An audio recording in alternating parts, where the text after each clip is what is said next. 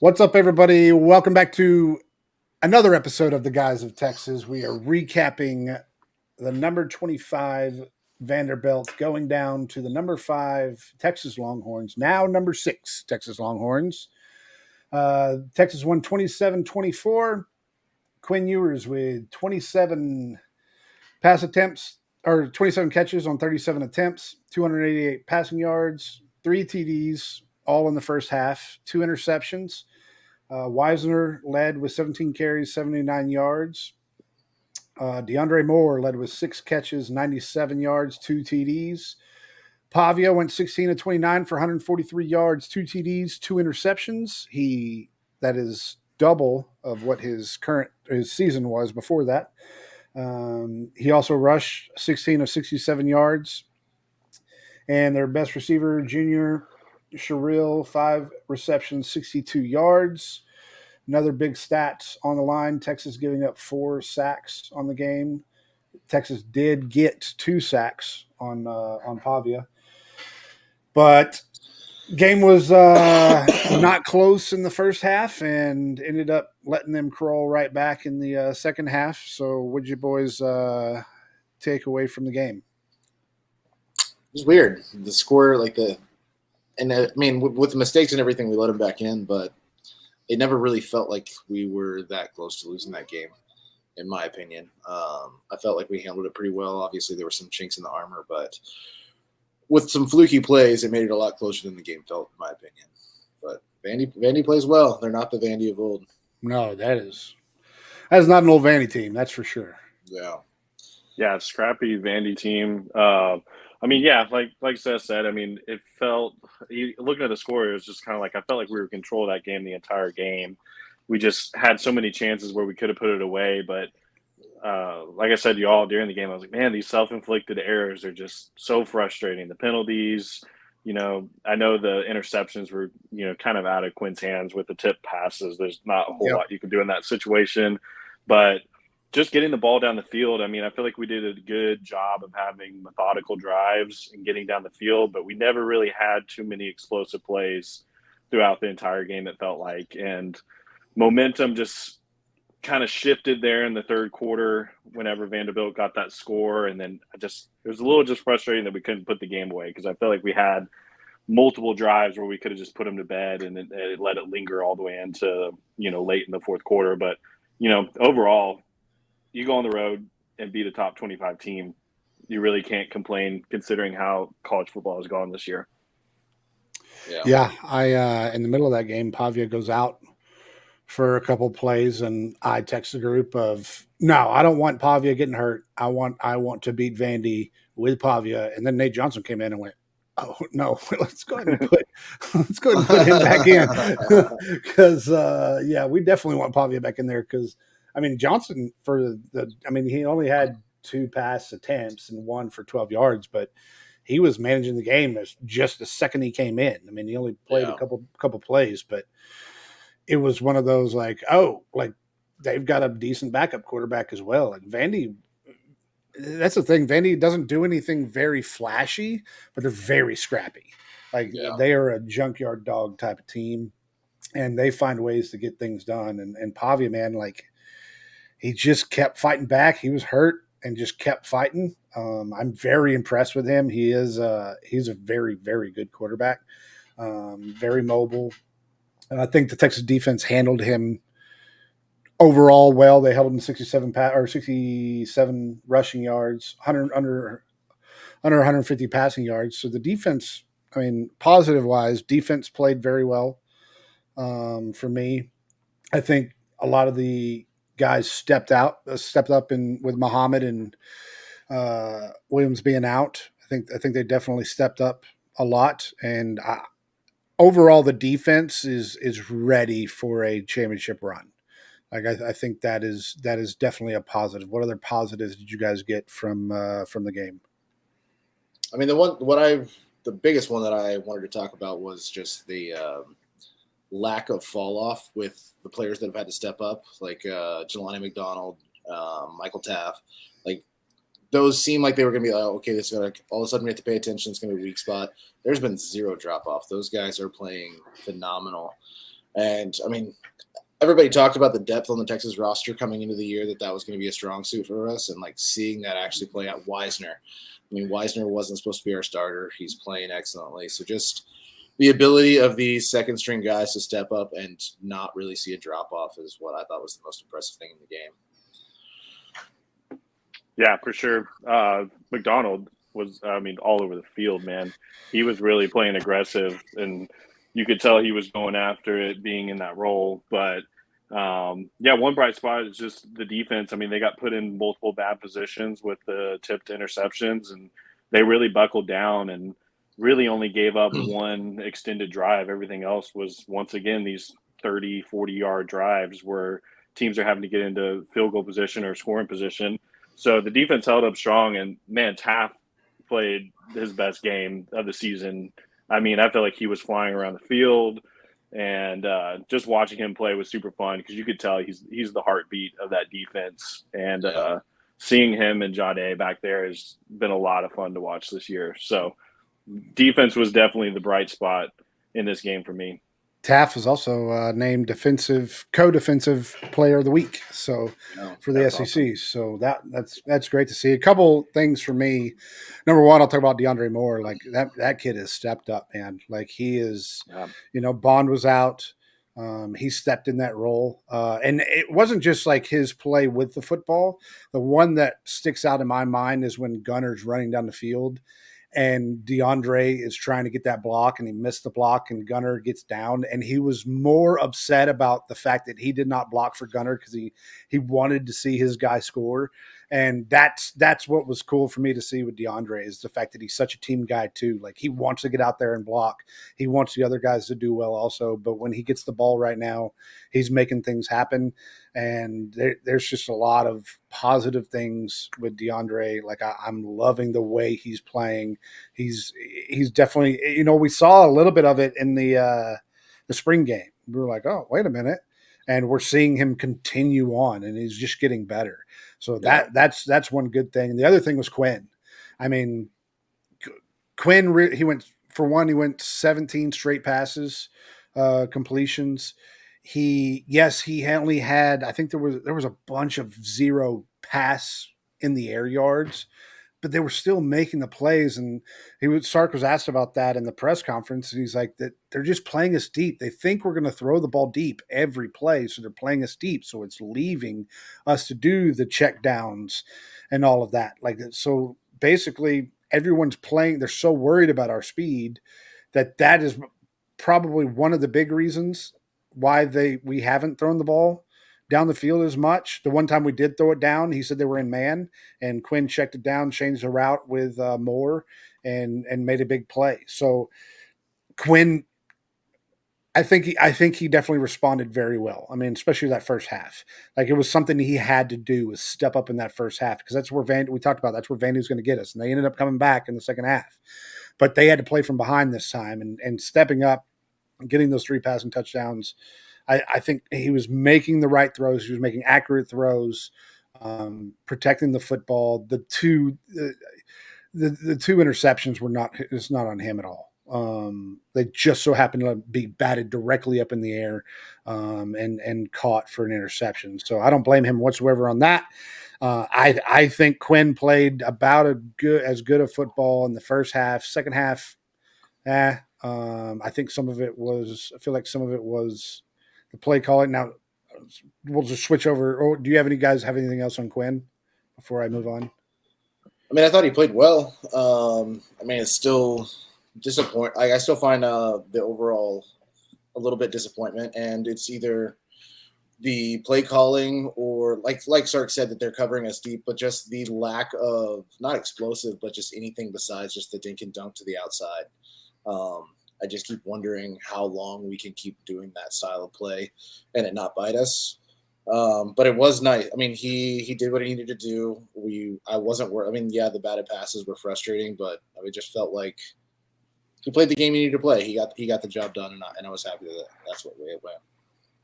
Yeah, I mean, as far as Quinn goes, I had an interesting stat that I came across. It's called the ADOT, which they track average depth of target. Out of the core 4 conferences, Quinn currently ranks 79th out of 79th. as far as average pass goes at 5.9 yards. And we saw that continue with this game. There was 11 passes that he completed behind the line of scrimmage in this game as well, which was – it's frustrating to watch as a fan sometimes. I get that it was effective in this game for the most part. But I know that's not super flashy and fun for the fans, so they're going to call out, and get frustrated with the play calling. But hey, it was working, and he was completing passes, and we were moving the ball down the field. Yes, our offense definitely stuttered in the second half. We're going to have to put up more than 6 points or whatever it was. I think it was 6 points in that second half against teams on the road. There's no way we close out games with not scoring more than a couple field goals in the second half. We got to find the end zone. So I'm gonna follow up that ADOT stat you got there, okay? Because Nash Talks Texas responded to that tweet, and there is a quarterback in the NFL that is 6.1 yards in 2024. He ranks 51st of 60 in the NFL. What quarterback is it? You said last year, Pat Mahomes? No, it's 2024. It's this year. Yeah, Pat Mahomes. Pat Mahomes, yeah. So get off Quinn, all right? Get off of it, all right? Sometimes you got to play to what they're giving you. So yeah, no, for sure. I mean, I was just saying that because that was the complaint that I'm hearing from fans. They're calling out Sark for his play calling. They're saying I don't care what. Yeah, it was a boring offense. No, but I would like to see at least a few more shots down the field because there was opportunities to take shots down the field, and Quinn checked down consistently. I agree to a point, but at the same time, number one, let's go back to the fans are saying this. Fans said a lot of things in our group text last week, and we talked about how the Cowboys and Longhorns are very similar. These texts are flying when the Cowboys are good. Okay, so the same text that we got of, oh, this team ain't it, all of that. Like this is what it's like being a Cowboys fan when the Cowboys are actually good. So everyone needs to take a chill pill. Let's relax a little bit. This is the SEC still. It is not going to be easy the rest of the way. We got Florida coming up. We got Arkansas, like Kentucky. This isn't going to be a sweep under the rug like, okay, let's go get this win and go on to the next. Like, no, this is going to be a battle for the next 4 games. I don't care about this cupcake schedule stuff. Like, this is going to be difficult. And everyone's going to have to, face the music with that. Like, it's going to be difficult. But wins are wins in the SEC. Yeah, absolutely.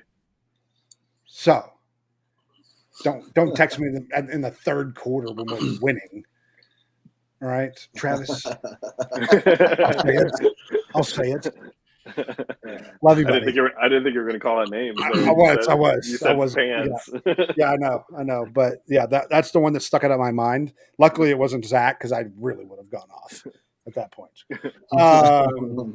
All right, yeah, so that's all I had on Quinn. So. That's the positives of the game. Negatives of the game. I mean, the bright spot of negatives would be the penalties.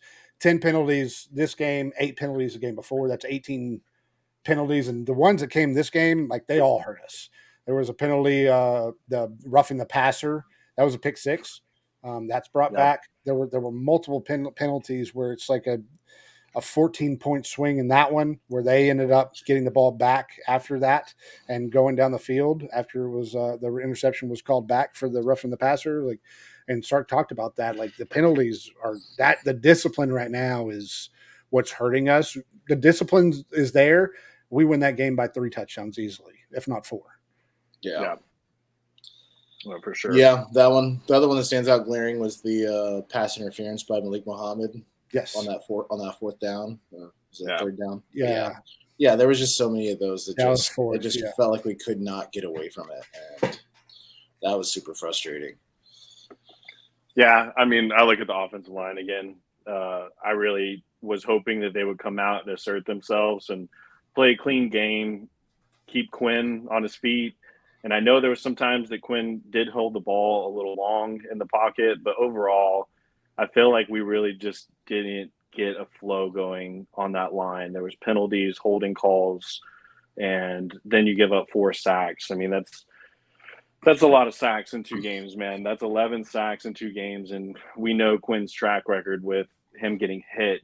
He just can't keep taking these hits, and we expect him to be healthy at the end of the season. So a lot of question marks with the offensive line when we have an immense amount of talent on the line too. So it's just kind of confusing that was supposed to be our foundation there. I mean, while I agree with that, that wasn't a complete offensive line problem.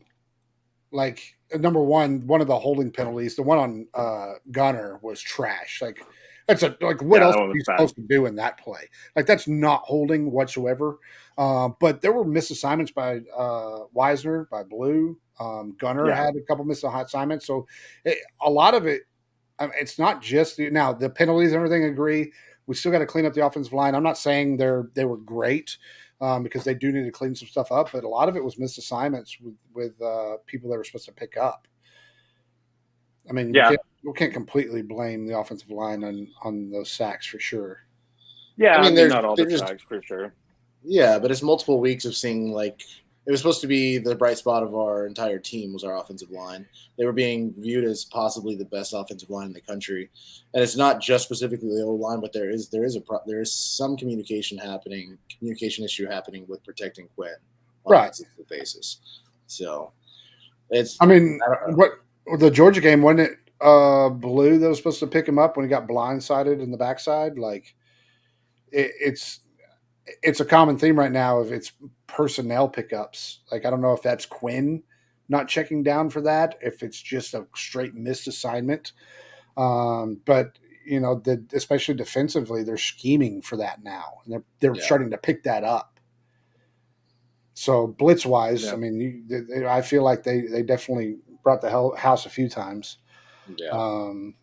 But They're gonna have 2 weeks to practice and get it right. So hopefully we see something different for well, Florida. they're off for the weekend. So Sark said they just did film today. Tomorrow will be a light practice, and then they'll practice Wednesday, Thursday. They'll watch film again on Friday, and then Saturday, Sunday, the team is off to relax.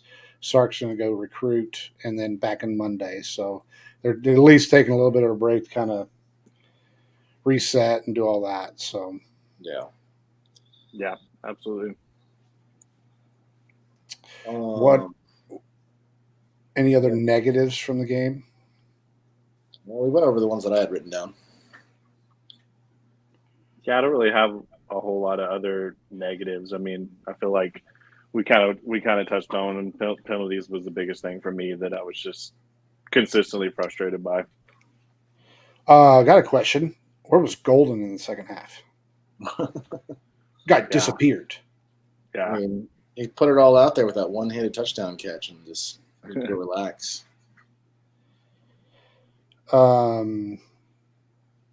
Who's your bright player of the game? Who's your favorite? I mean, I've already talked about him, but I'm going to say Michael Tack and Jelani McDonald. Both of them, they're playing great. I mean, Jelani McDonald was the one. I mean, I texted out during the game that he just was flying all over the field. Just kept seeing, like, you'd see somebody rush across the field, like, who was that? And it was always Jelani McDonald. He was playing great. Loved it. Yeah, for sure. I mean, I already mentioned it before. Taff, I feel like Taff was a lot of fun to watch on Saturday. I feel like he was playing with a lot of passion and really got us going at times with the way he was playing. So, yeah, I'll go with Taff. I mean, Anthony Hill for me, like watching him, man, he played well again. Like him, Colin Simmons, like our whole defense it's crazy. I've always been kind of an offensive mindset, and the way the defense is playing right now, it's really fun to watch. These guys really put it together, and they're going to be here at least one more year for a few of these guys. So I'm excited to see another guy that we saw out of nowhere is Niblack. Oh, here he is. Found him. Yeah. He did have that one. It was a holding call, I think. Yeah. Yeah, he had a hold. He had the one hold. But I mean, he's finally getting in the game a little bit. Sark did talk about today in the press conference. He's got to get Cook more involved, which that's one guy we haven't seen very much of. Yeah. And that's something we're going to have. I still am curious with, Bond will be healthy coming back, but Bond and Golden, like, especially the last couple of games, Golden had, I think, like 70-ish yards in Georgia against Georgia, but this game he disappeared in the second half. Like I didn't even see him on the field at some point. So it was like, okay, where has he gone?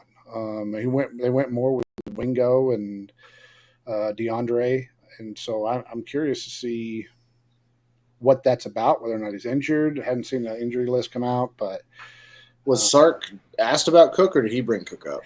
he brought. I didn't see if somebody actually asked about it, but he definitely made it a point to say he's going to get Cook more involved.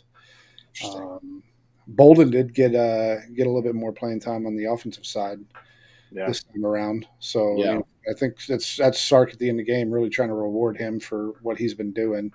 Boy, that man makes you skip a heartbeat when he catches those kick returns. So my goodness.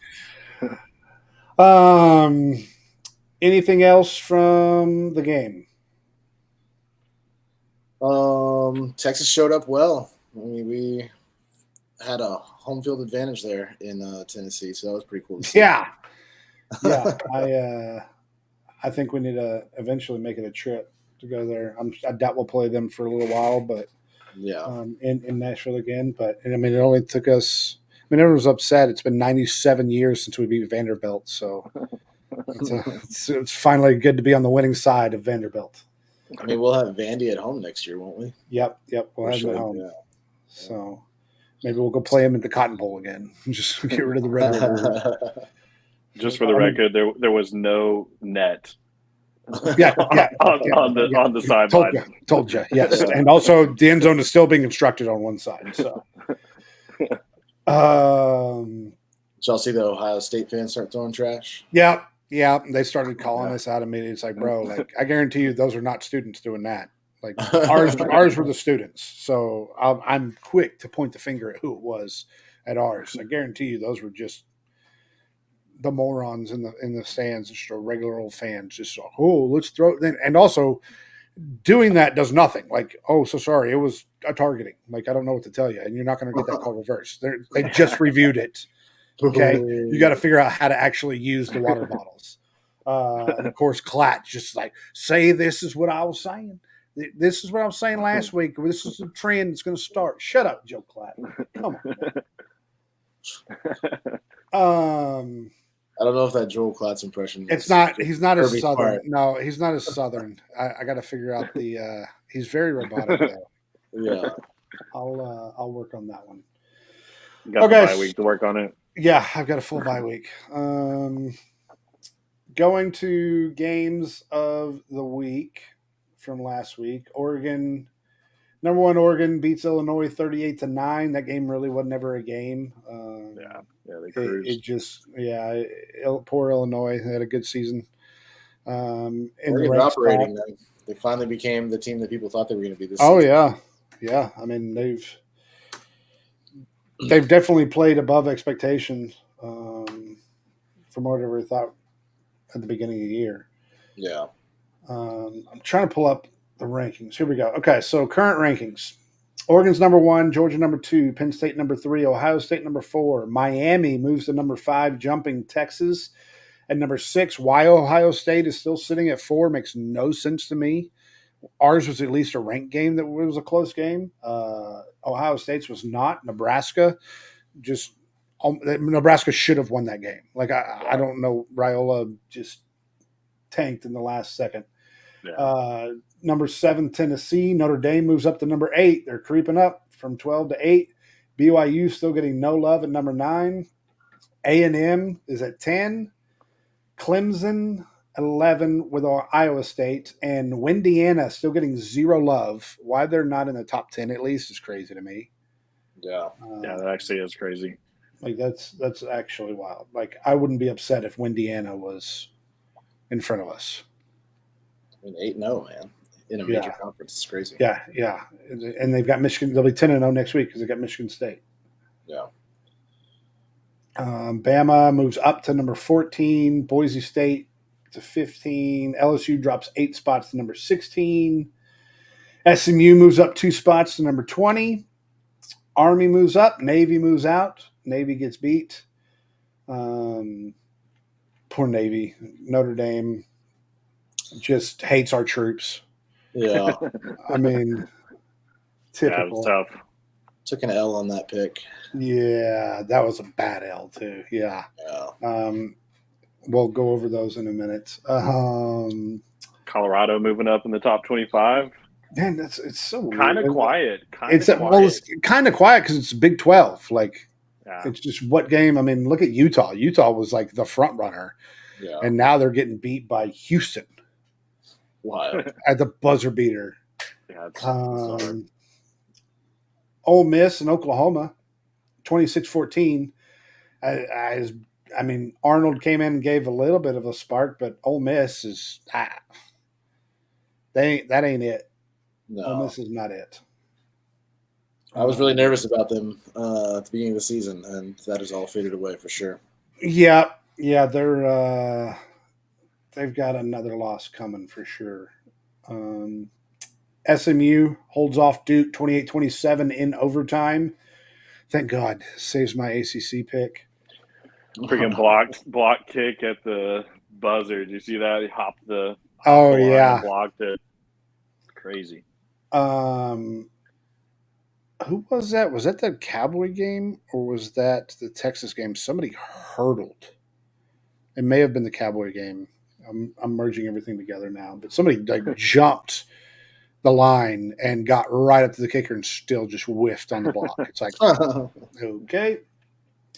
I'll need to find that one. Alabama beats, like, smokes Missouri. Yeah. Like, Alabama this first half, Alabama looked terrible the first half. Still going to end up coming back, winning 34-0. Missouri is dead. Yeah, Missouri's trash. Boy, that's crazy. As good a talk as they're still ranked. At the the season. Yeah, still ranked. Oh, don't worry. Michigan was ranked for a very long time. So, let's see. LSU, Texas A&M. LSU 17-7 at the half, and then bye-bye Wegman. They decide to pull him, and they actually – and somehow that made Nussmeier forget how to play football. Exactly. Yeah. God, what a horrible half, dude, for him. Well, it made him forget how to play football, and also their defense just does not know how to cover a running quarterback whatsoever. So, dude, that last pick that he threw, and he's just like standing behind the line like this, and like, he has no idea what he's doing. Yep. Yeah, Holly. I don't know if you saw that. Holly Rowe posted on Twitter something about, like, they were talking about a painting and how you can see either a young lady or an old woman in the picture. And Elko said he wants him to see the old lady in the picture, and then we're going to sneak attack him and show him the young lady. And she posted the picture, and I was like, oh, that's what it looks like to read that for quarterbacks that don't know how to read a defense, because I don't see the old lady or the young girl that you're talking about in this picture. Like, it was the weirdest tweet I've seen in a little while. She posted it. Yeah, you'll have to go look at it. Holly Rowe. She posted on Twitter after the game. She's like, this wasn't talked about during the game. I wasn't able to get to it in the coverage, but here's this. I'm like, oh, yeah, that one's one reason why they didn't put it in the coverage. It was just like, it was what LSU was seeing as defense. He's just trying to read it, and he can't see either one. So Miami did not smoke Florida State as much as I thought they were going to. 36-14. Which is like, I don't understand why Miami moved up, but did they finally play anybody? They've got Duke coming up, Georgia Tech, Wake Forest, Syracuse. So the answer is no. Like, they're just going to coast to the championship. Yeah. Like, it's crazy. We're going to have another Florida State on our hands here real quick. Penn State beats Wisconsin 28-13. Did you see that play by the punter for Wisconsin in the first quarter? No. There was a free guy running in to block the punt, and he had it out in front of him, and then he just dropped the ball right in front of him. The Penn State player flies past him, and then he pulls the ball down and runs for a first down. It's pretty. Oh, wow. Pretty that's the one he, like, basically double pumped. Like, he pulled it down and ran across and was going to kick it, and he was like, I'm free. And then I did see that. Yeah, his eyes came up, and I think he realized, there's nobody within 20 yards of me right now.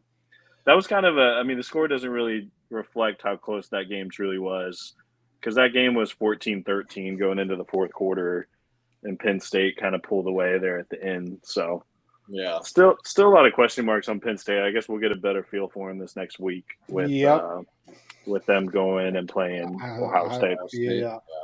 Speaking of giving stuff away, Texas Tech, like that. I mean, first of all, TCU was up 14-3 in the first quarter. Then Texas Tech answers with 14 more points. They go up in the second half. They go up even bigger in the third quarter.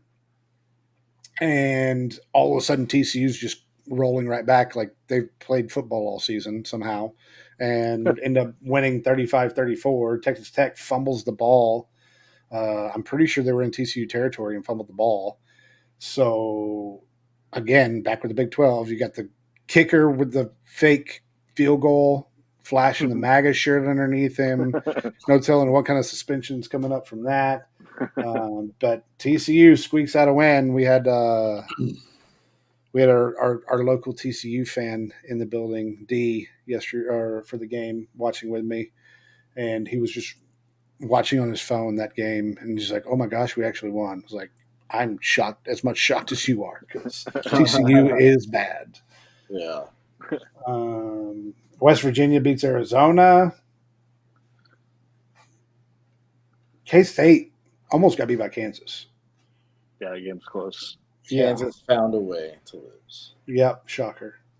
Then BYU carries on again, wins 37-24 against UCF. It's so weird to go from being in the Big 12 for so long to not even I don't even bother to look at any of these Big 12 games at all. Yeah. It's one of those like they just don't matter. Like we remember what the chaos was like when we were there, but now that we're not in that, we're in our own little world of chaos. Don't really bother with it as much. It is still fun to go back. Also, there was a team that smoked Mississippi State 58-25 out of nowhere. I was waiting for this one. Don't know who that one was, but Arkansas. That's right. I'm shocked they put up 58 points, but that's crazy. I didn't even watch the game. I turned it on right at the end. I was like, does that say 58-25? Like, holy smokes. That is wild. I am calling it right now. That is my nervous game. Like, that makes me nervous.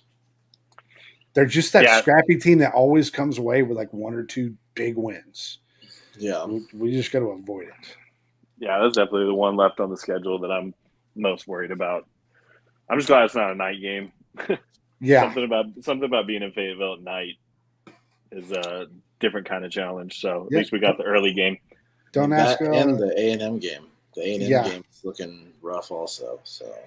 Yeah. Don't ask Lane Kiffin about night games because he is not happy with whoever's scheduling these primetime games. Well, LSU gets another game and we're not going to play primetime, bro. Number one, like, look at your team right now. But yeah, they get the 3:30 slot, and LSU gets another primetime game for whatever reason. I mean, look at your viewership. How many old? Yeah, I know. What is that? 2 weeks from now? Which one is he crying about? Ole Miss has Arkansas at 11 a.m. on Saturday. It was the Georgia Ole Miss game. It's at 2:30, and Alabama LSU will be at 6:30. That's what he's crying about. Okay, yeah. I'm going to tell you right now. I want far away from primetime spots right now. Like A&M more than likely will be the primetime spot, but give me the 11 o'clock games right now. Let's go ahead and get in, get out with wins, and let's move on to the next one. But looks like Kentucky will probably be, if I had to guess, the Kentucky game will be a night game. Arkansas is at 11.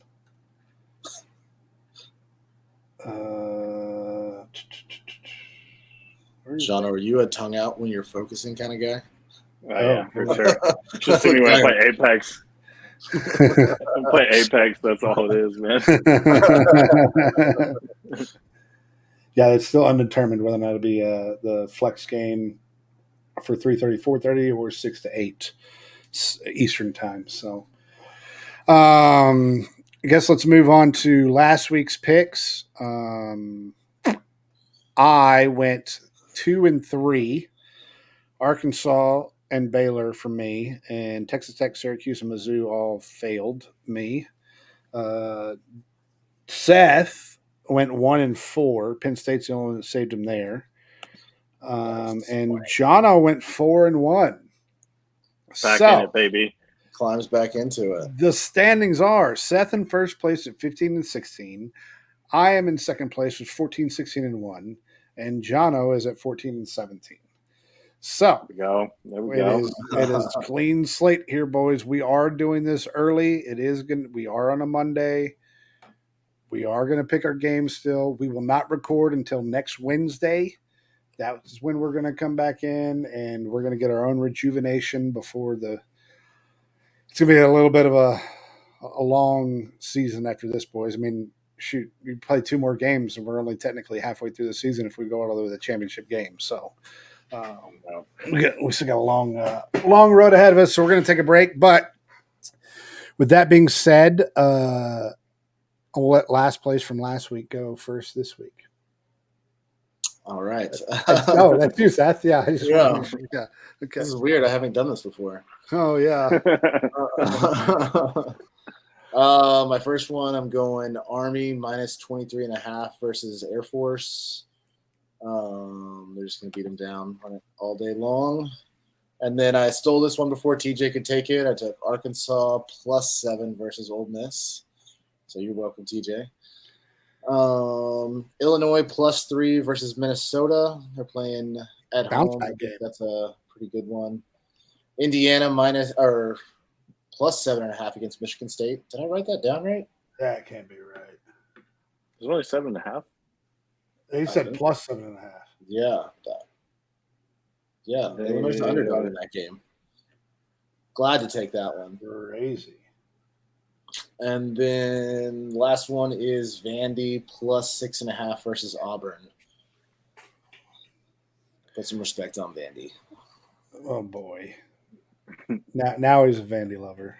Oh yeah. I have Indiana -8 right now, so that's going to be a -7. Indiana's going to be -7.5 against Michigan State. Yeah, that makes more sense. Yeah, my spread that I have is -8. Wait, no. Yes, Indiana spread. Indiana's favorite.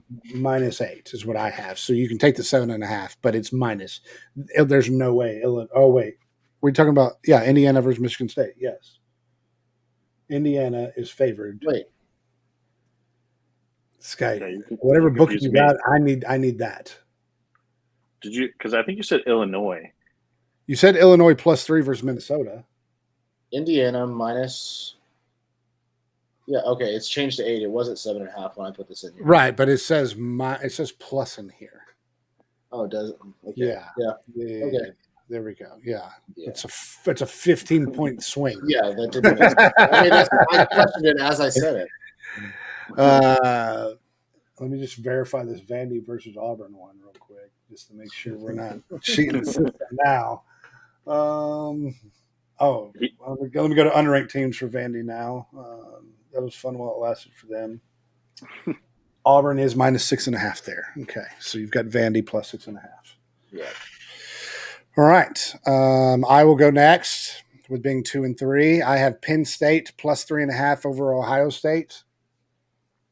I have Nebraska -6.5 over UCLA. I have Navy bouncing back -12 over Rice. I have OK State. Why I do Big 12 games, I have no idea, but I have OK State +3 over Arizona State. Just a coin flip in the Big 12 again. And then I have UTEP -3 over Middle Tennessee. Nice. Yeah. I got Duke +20 versus Miami. I think Duke has the ability to hang with Miami. Going with Tech +14.5 versus Iowa State. I'm not sold on Iowa State being a top playoff team yet, so I think they could maybe give them a little run. I got Clemson covering 10.5 versus Louisville.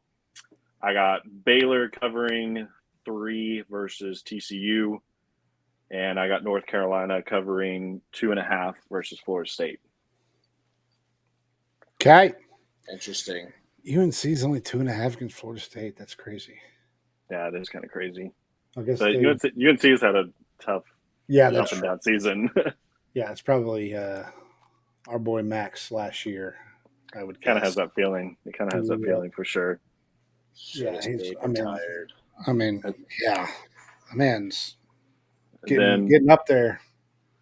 for my scoring prediction, I have Texas 100 and bye week 0. Okay, good. Okay, you never know what happens there. If they ban alcohol for the Texas rest of the Texas games, you're taking an L on that one. I'll tell you that. That would bye week would definitely win that week. So, anything else you guys got? No, I don't think so. I mean, it's going to be a weird week not having Texas to watch, but we'll get by with the rest of the games. Yeah, I'm playing golf, and then I'm decorating for Christmas next weekend. So, yeah, Christmas Starting is early. No, it's not early. Once Halloween's done, Thanksgiving is just a holiday. Like the decorations and stuff. No, I haven't been able to decorate for Christmas in so long that I just can't wait. This house is going to be just swarming of Christmas stuff. I can't wait. That's awesome. Love it.